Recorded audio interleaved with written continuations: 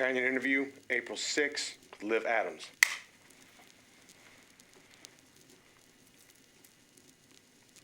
All right. What's your name? Albert Connon. What is your conviction? Murder, 3 counts. You've killed 3 people? No, How many? anywhere between 70, it's north of 100. And what's your sentence? Louisiana, death row. Was following this guy once, this black fella. And he went into a club, kind of a jazzy place with a few of his friends. So I just wait outside. You didn't go in? I ain't my kind of scene. You know, I didn't want to stick out like a big white thumb, you know what I mean?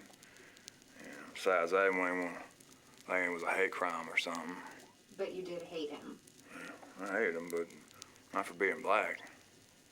So why'd you do it? You know, he stiffed me on some cab fare. You know, and making excuses and apologize, nothing. So you waited? Yeah, waited, hour, maybe 2. You know, he finally comes out. He's alone.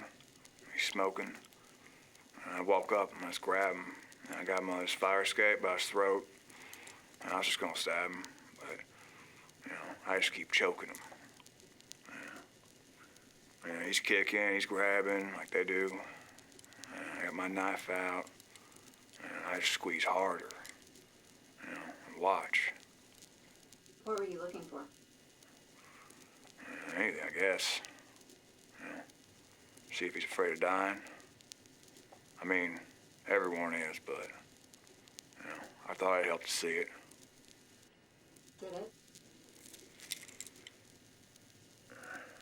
You know, I don't know yet.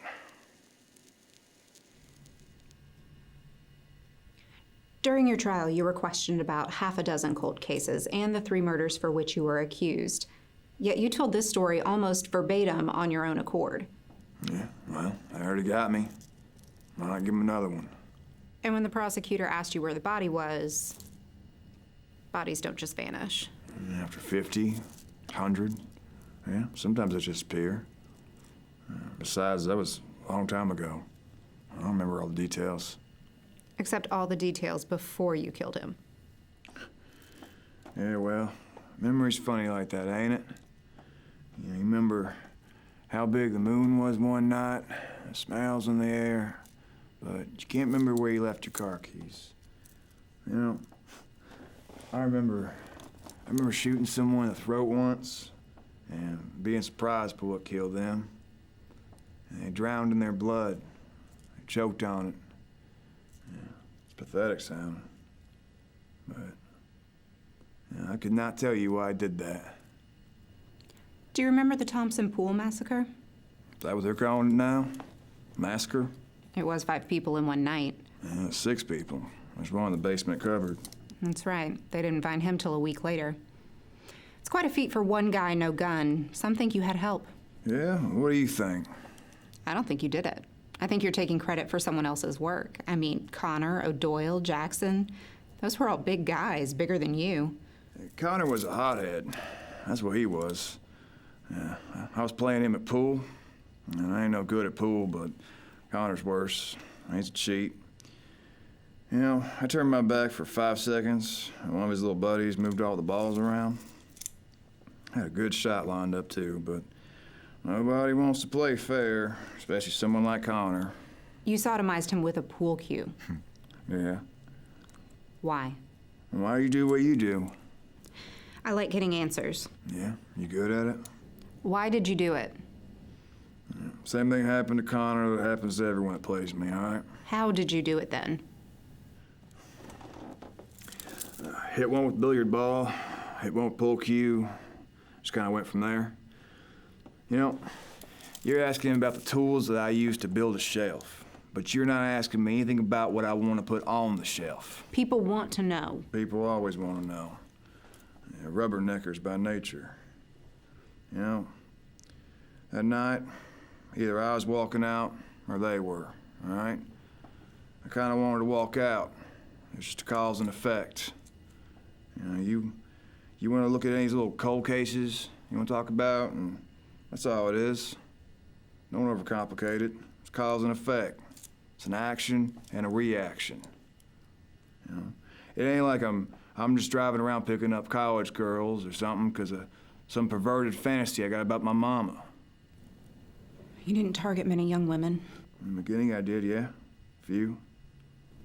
Just lost the taste for it. Yeah. Taste. There was one, though. And more than that. No, there was one in particular. Ain't there always? In 1968, Patricia Adams was a disc jockey at KQR. What is this shit? She was in the middle of a No one told me pre-recorded about interview goddamn when you tape. I broke don't want in. to hear that shit. So this recent interview was part of your Songs Under the Gaslight series. Right. It's a pretty interesting lineup you've talked to so far, like Simon and Garfunkel, oh, and even the Stones.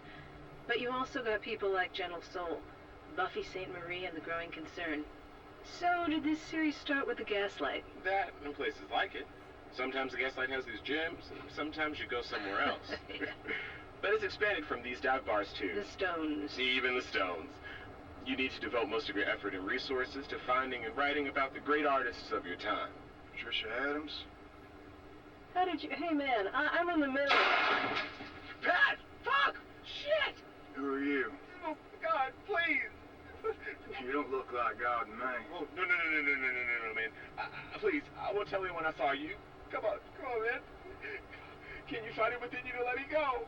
What did you say? Oh, no, come on, man. Can I find it within me?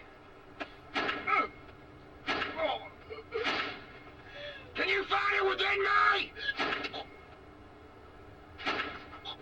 You sure ain't done yet?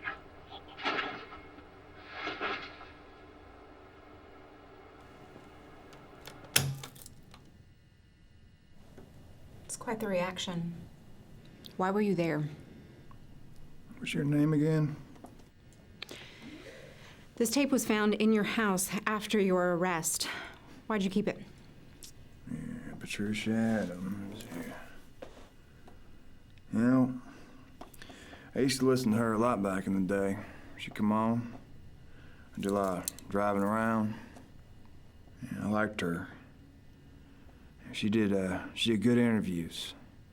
She's funny, too. A little breakouts they do between songs.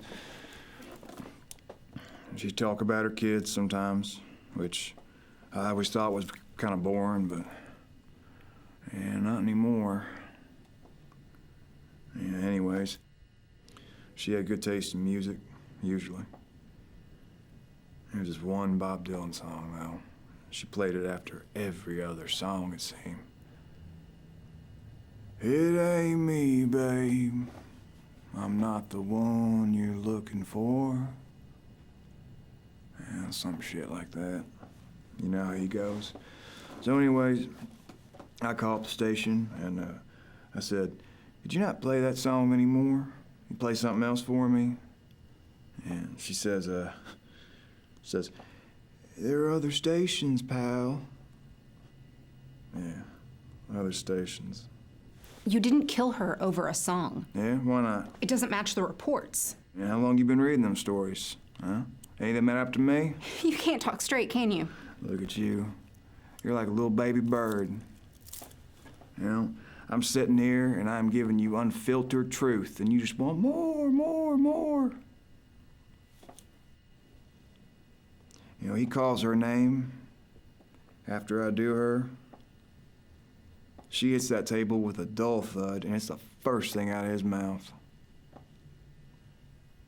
He asked me to look within myself, not hurt anyone else. You know, in that moment, he might be preaching to the wrong choir, but I gotta respect that. I should have respected that. But your mama's just a fucking thud. Liv, do you want me to cut? Keep rolling. They're giving you the chair tomorrow. Yeah, I know. I asked. Did you hear about the botched executions?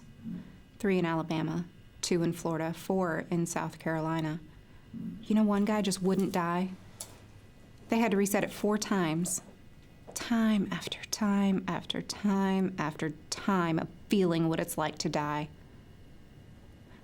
I hope they get yours right the first time. I don't want to wait. Because I'll be there, and I'll be watching. Who knows? Maybe I'll see something.